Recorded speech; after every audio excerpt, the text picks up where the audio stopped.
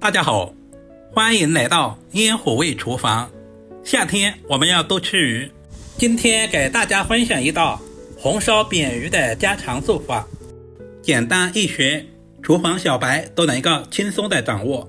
首先准备一条处理好的扁鱼，也有些地方叫武昌鱼，内脏鱼鳞已经被卖鱼的老板娘处理干净了，鱼鳍上面有一层粘液，而且没有什么肉，我们也要处理一下，这样方便老人和小孩食用。接下来我们要在鱼肉耗的地方打上花刀，这样方便成熟，也方便入味。花刀也不需要太深，大约在 0.2 厘米左右，如果太深的话，在烧制的过程中会影响鱼的完成度，那样就会影响美观。两侧都用同样的方法打上一次花刀，这一步特别的关键，千万不能省略。处理成视频中这样放在大一点的碗中。接下来我们来简单的腌制一下，加入小半勺的食盐，提前入下底味。切好的葱姜也加在里面，加入小半勺的花雕酒去腥提鲜。下手把葱姜抓出葱姜汁，葱姜是天然的去腥材料，同时还是嫩肉剂。像视频中这样在鱼身上涂抹一遍，使葱姜水、食盐和花雕酒均匀的涂抹在鱼身上，提前腌制一下，可以去除很大一部分的腥味，同时还可以增加鱼的盐味。葱和姜我们就直接塞在鱼肚子里面，腌制的时间大约在10分钟左右，也不需要太长。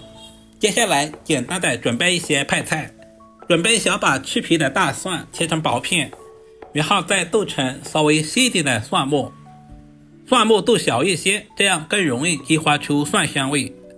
一小块去皮的老姜先切成薄片，再切成姜丝，最后全部切成稍微细一点的姜末。老姜不仅可以增加食欲，同时还有很好的去腥作用。全部切好，和姜蒜放在一起备用。喜欢吃辣一点的，准备几个小米椒切成小圈。小米椒不仅可以增加辣味，同时还可以搭配颜色。现在的扁鱼也已经腌制好了，里面的葱和姜也已经完全的释放出了香味，我们就直接挑选出来，这样方便下一步的操作。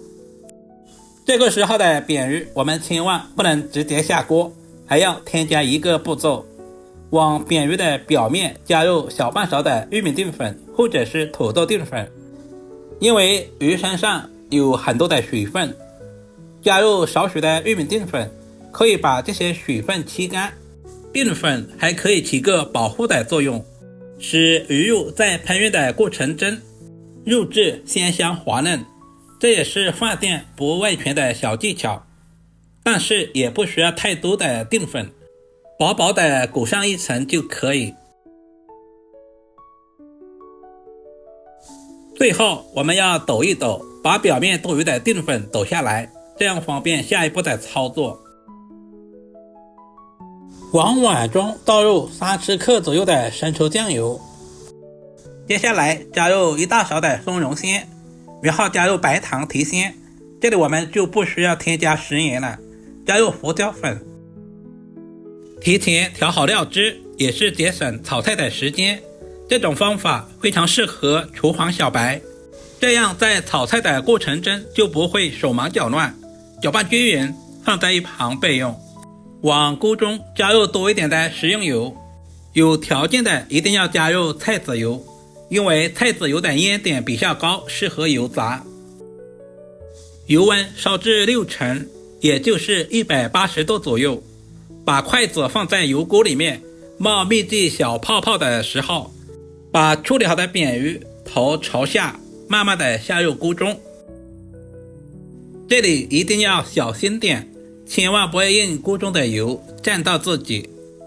刚下锅就不要直接去动它，大约炸个20秒左右，稍微的趴动一下，这样可以防止粘锅。扁鱼是我们餐桌上最常见的一道鱼类，其营养丰富，肉质细腻，深受大家的喜欢。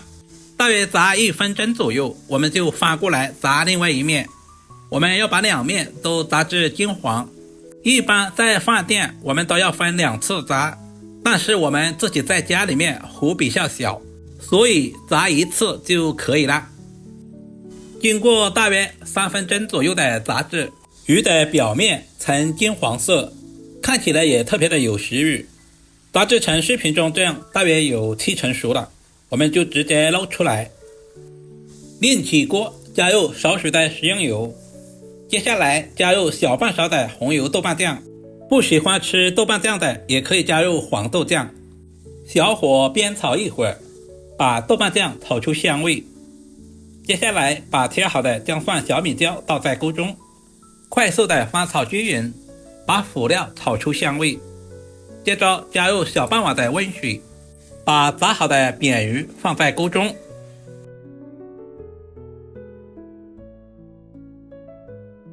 接下来把调制好的料汁淋在鱼身上。亲爱的朋友们，视频都看到这里啦，借您发财的小手点个赞再走呗。您的每一个点赞留言都是我前进最大的动力，非常感谢您一直以来的支持与鼓励。开大火把锅里面的汤汁煮开，然后转小火，靠上锅盖，大约焖煮2分钟左右，使扁鱼充分的入味。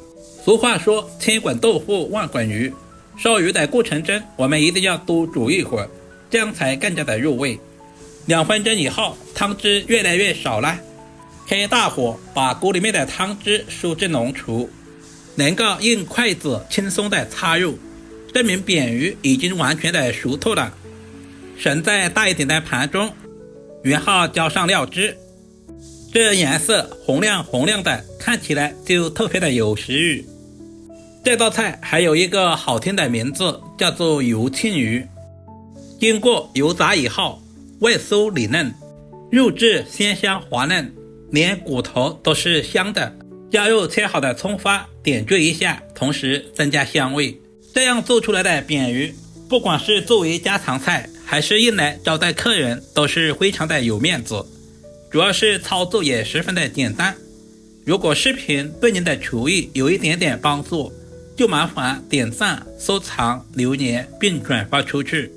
点我头像还可以看到更多家常菜制作视频。